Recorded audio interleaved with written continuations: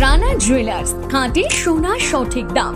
মৌসুমী, বাগডাঙ্গা বাজার, হাই স্কুলের পাশে। ফোন নম্বর 9609196868। আর জুয়েলার্স, রূপ থাকলে ধরে দেয়, না থাকলে গড়ে দেয়।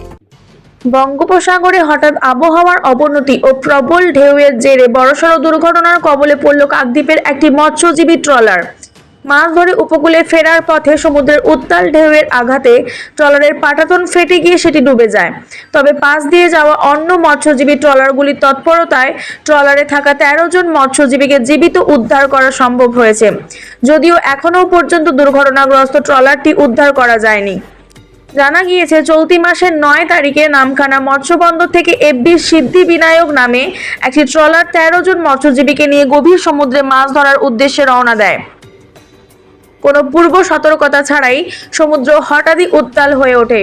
প্রবল ঢেউ ও প্রতিকূল আবহাওয়ার কারণে দক্ষিণ 24 পরগনার বিভিন্ন এলাকার মৎস্যজীবী ট্রলার দ্রুত উপকূলে ফেরার চেষ্টা শুরু করে।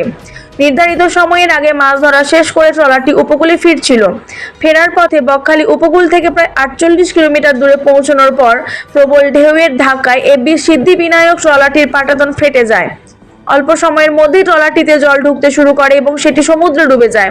বিপদের সংকেত পেয়ে আশপাশে থাকা অন্যান্য মৎস্যজীবী ট্রলার দ্রুত ঘটনাস্থলে পৌঁছে উদ্ধার কাজ শুরু করে। তাদের তৎপরতায় ট্রলারে থাকা 13 জন মৎস্যজীবীকেই নিরাপদে উদ্ধার করা সম্ভব হয়। ফলে বড় ধরনের প্রাণহানির ঘটনা এড়ানো গিয়েছে। উত্তাল সমুদ্র এবং প্রতিকূল আবহাওয়ার কারণে উদ্ধার কাজ ব্যাহত হচ্ছে। পরিস্থিতি স্বাভাবিক হলে ট্রলারটি উদ্ধারের চেষ্টা আরও জোরদার করা হবে বলে জানা গিয়েছে। কাকদ্বীপ ফিশারম্যান ওয়েলফেয়ার অ্যাসোসিয়েশনের সম্পাদক বিজন মাইতি জানান, উপকূলে ফেরার সময় প্রবল ঢেউয়ের আঘাতে ট্রলারটির পাটাতন ফেটে যায় এবং সেটি ডুবে যায়। সৌভাগ্যবশত কাছাকাছি থাকা অন্যান্য মৎস্যজীবী ট্রলার দ্রুত এগিয়ে এসে সকল মৎস্যজীবীকে উদ্ধার করে। তবে ট্রলারটি এখনও উদ্ধার করা সম্ভব হয়নি। তিনি জানান, বর্তমানে সমুদ্র অত্যন্ত উত্তাল থাকায় উদ্ধার কাজে সমস্যা হচ্ছে। সেই কারণে নিরাপত্তার স্বার্থে দক্ষিণ 24 পরগনার অধিকাংশ মৎস্যজীবী ট্রলার ইতিমধ্যেই উপকূলে ফিরতে শুরু করেছে। পরিস্থিতির উপর প্রশাসন ও মৎস্যজীবী সংগঠনগুলি নজর রাখছে। হ্যাঁ, গতকাল রাত প্রায় তখন 8টা সাড়ে 8টা বাজে, তখন আমার কাছ থেকে ফোন এলো যে আমাদের সুভাষ পাল, কাকদ্বীপে বাড়ি, ওনার একটা ট্রলার প্রায় 13 জন ফিশারম্যানকে নিয়ে ওরা হচ্ছে ইয়ের থেকে 9 তারিখে নামখানার ঘাট থেকে বেরিয়ে গিয়েছিল। যেহেতু ওর ট্রলারের স্টাফ মাঝি বাড়ি হচ্ছে সাগরের বেনুবনে, তো ওরা ওখানে স্টে করেছিল। তো 10 তারিখ হচ্ছে 11টার সময় বেনুবন থেকে সমুদ্রে মাছ ধরতে বেরিয়ে গিয়েছিল। তো ওয়েদার ভালো, ফিশিং করছিল। হঠাৎ কালকের বিকেল থেকে কোনো ওয়েদার ওয়ার্নিং নেই, অথচ এত রোলিং হয়ে গেছে কোনো ট্রলার ওখানে সমুদ্রে থাকতে পারছে না। যার জন্য আমাদের সমস্ত ট্রলার, দক্ষিণ 24 পরগনার যত ট্রলার আছে সমস্ত ট্রলার কালকে সব ল্যান্ডিং সেন্টারগুলোই উঠে আসছিল উপকূলে।